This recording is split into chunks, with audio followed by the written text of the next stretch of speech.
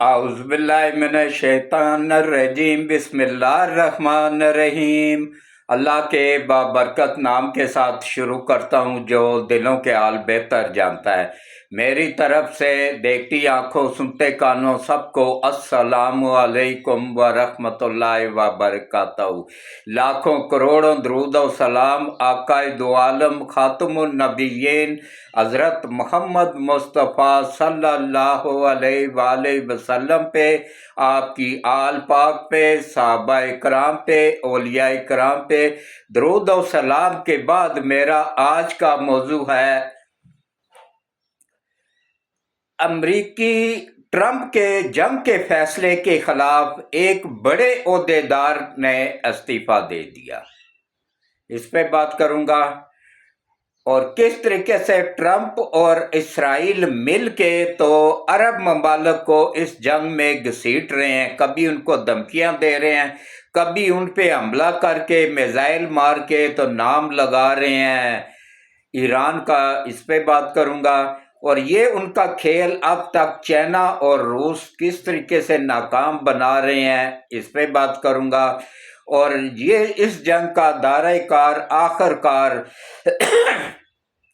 پھیلتا جائے گا، تنگ آ کے عرب ممالک بھی بیچ میں آ جائیں گے، اور اس کے بعد پھر یہی جنگ عالمی جنگ میں تبدیل ہو جائے گی، جس میں انشاءاللہ اسرائیل بری طرح پٹ جائے گا، امریکہ پٹ جائے گا، پوری دنیا میں انشاءاللہ ایک مرتبہ اسلام کا بول بالا ہو جائے گا۔ سب کچھ حدیث میں موجود ہے، حدیث کی کتابوں میں موجود ہے، یہ بالکل آخری جنگ ہے۔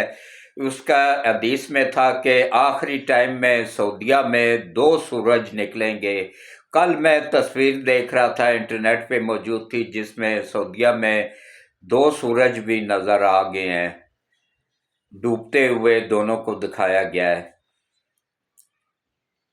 تو باقی جو ہے نا، ایک طرف وہ ہوتا ایک ہی ہے، سورج 2 نہیں ہے، ایک طرف وہ ڈوب رہا ہے، دوسری طرف سے وہ طلوع ہو رہا ہے، دونوں کا چہرہ بیک وقت نظر آیا ہے۔ یہ بھی قیامت کی نشانیوں میں سے ایک نشانی تھی جو کہ پوری ہو گئی ہے، باقی تمام پوری ہو چکی ہوئی ہے، بس اب صرف انتظار ہے۔ تو اس جنگ کے تاثرات افغانستان کا بارے میں ہے کہ افغانستان فتح ہو جائے گا، پاک فوج فتح کرے گی، اور اس کے بعد افغانیوں کو ساتھ لے کے یہاں سے لشکر نکلے گا، افواج پاکستان نکلیں گی، اور اس کے بارے میں حکم ہے کہ اس فوج کا سربراہی ایک سید زیادہ کر رہا ہوگا، اور حافظ سید عاصم منیر سید ہے، علی اور فاطمہ کی اولاد ہے، شاہ شمس تبریز کی نسل ہے۔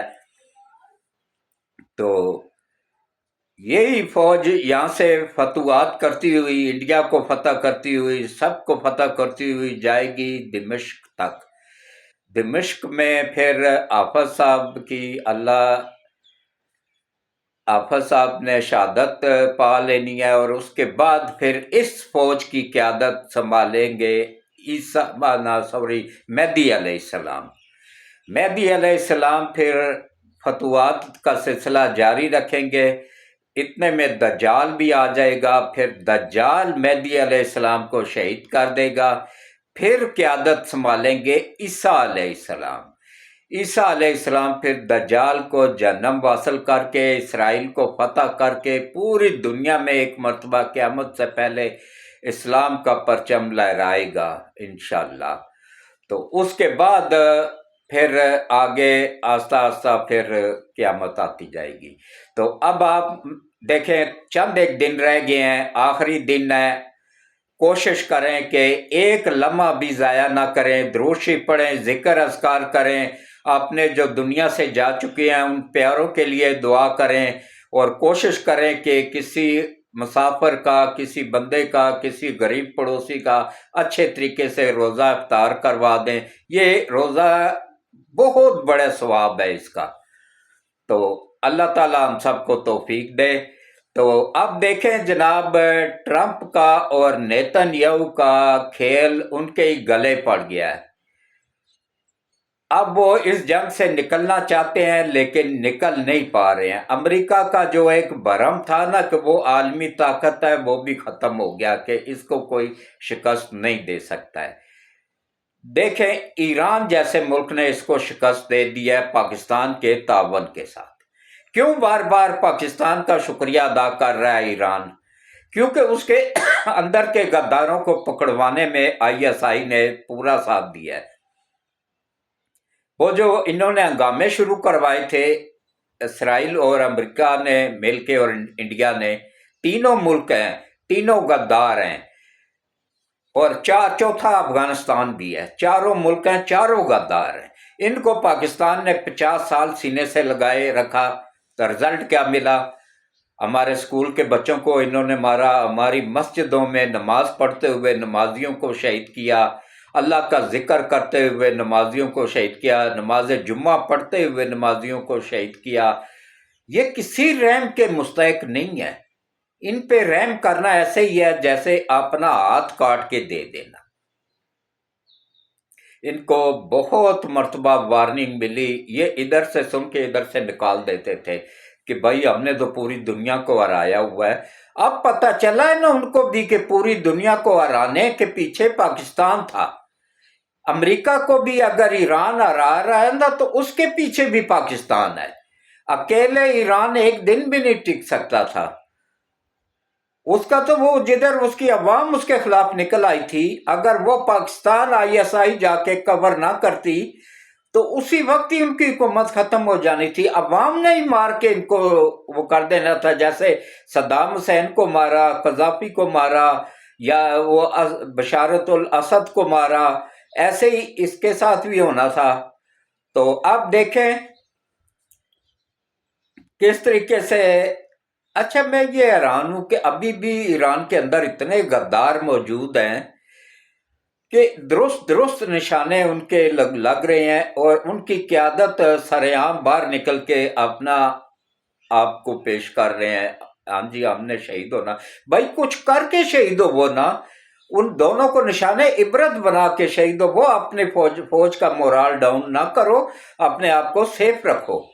सबसे पहले लीडर अपनी क़यादत को चाहिए कि उसकी क़यादत को अपना आप महफूज रखे।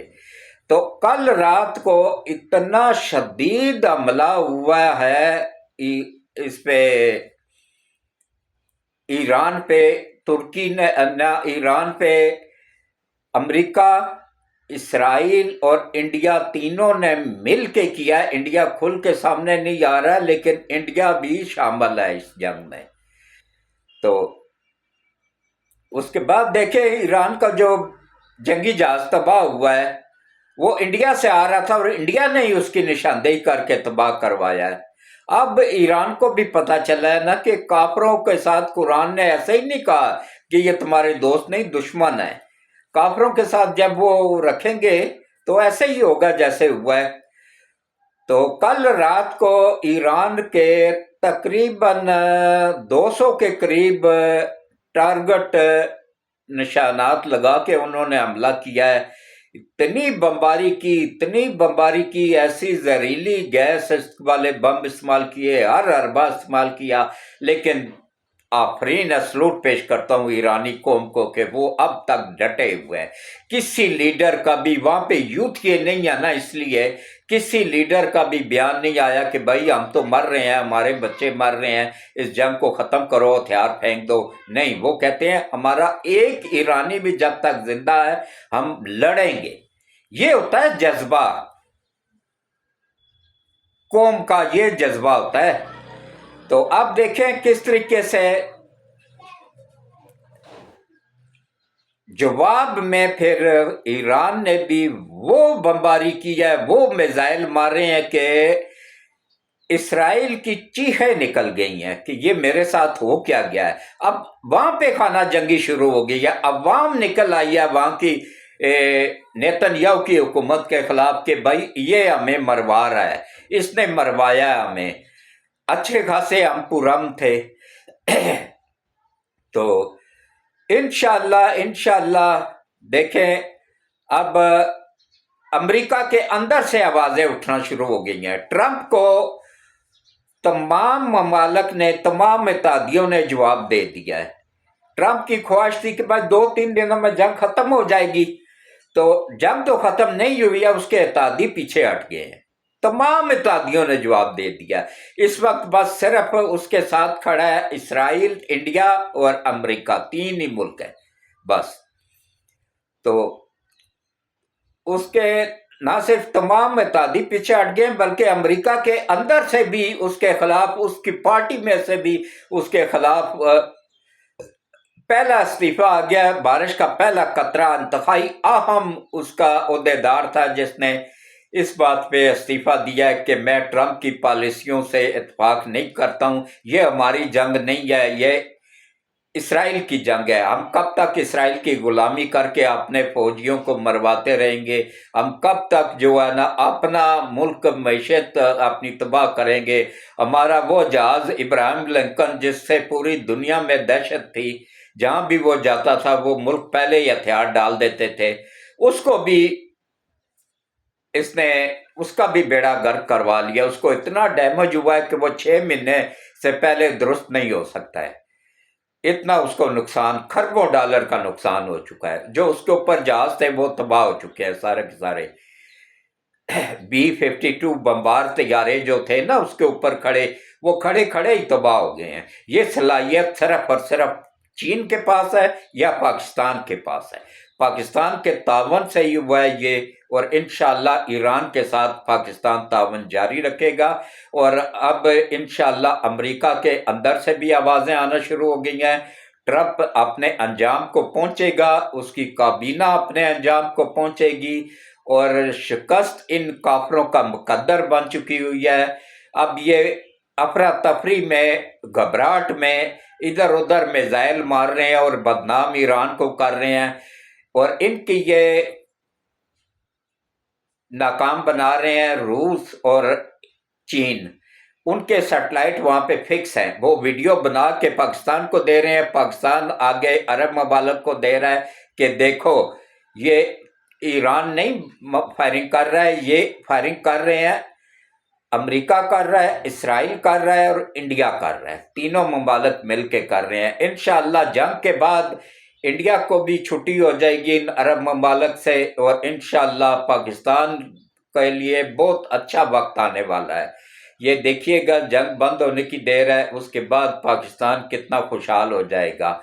दुआ करें, आखिरी दिन है, कबूलियत के दिन है। दुआ करें अल्लाह नबी पाक सल्लल्लाहु अलैहि वसल्लम के वसीले से मुल्क पाकिस्तान की हिफाजत फरमाए, पाकिस्तान की सरहदों की हिफाजत फरमाए, अफवाज पाकिस्तान की हिफाजत फरमाए, एटमी असासाजात की हिफाजत फरमाए, और अल्लाह ताला हाफ़िज़ सैयद आसिम मुनीर और उनकी फैमिली की हिफाजत फरमाए। और अल्लाह ताला हमारे सब आर्मी के चीफ, नेवी के चीफ, एयरफोर्स के चीफ की सब की अल्लाह हिफाजत फरमाए। पाकिस्तान के जितने भी वफादार हैं उन सब की अल्लाह हिफाजत फरमाए, और जितने भी पाकिस्तान के गद्दार मुल्क हैं, पाकिस्तान को तबाह करना चाहते हैं, अल्लाह नबी पाक सल्लल्लाहु अलैहि वसल्लम के वसीले से उन तमाम ममालिक को तबाह व बर्बाद फरमाए। और जो अंदर के गद्दार हैं अल्लाह उनको हदायत नसीब फरमाए, अगर हदायत के काबिल नहीं है तो अल्लाह इनको भी तबाह व बर्बाद फरमाए, और अल्लाह हमारे लिए आसानियाँ पैदा फरमाए, हमारी तमाम इबादत अपनी बारगाह इलाही में कबूल फरमाए, और जो परेशान हाल है अल्लाह उनकी परेशानियाँ दूर फरमाए। जो कर्ज में दबे हुए अल्लाह उनको कर्ज की अदायगी में गैब से मदद फरमाए। जो बच्चियाँ घरों में जवान हैं उनकी शादियाँ नहीं हो रही हैं, अल्लाह नबी पाक सल्लल्लाहु अलैहि वसल्लम के वसीले से उनकी शादियां करवाने में गैब से मदद फरमाए, जहेज बनाने में गैब से मदद फरमाए, रिश्ते करवाने में गैब से मदद फरमाए, और शादी के बाद भी उनके लिए खुशहाल जिंदगी अता फरमाए, और इन बच्चियों को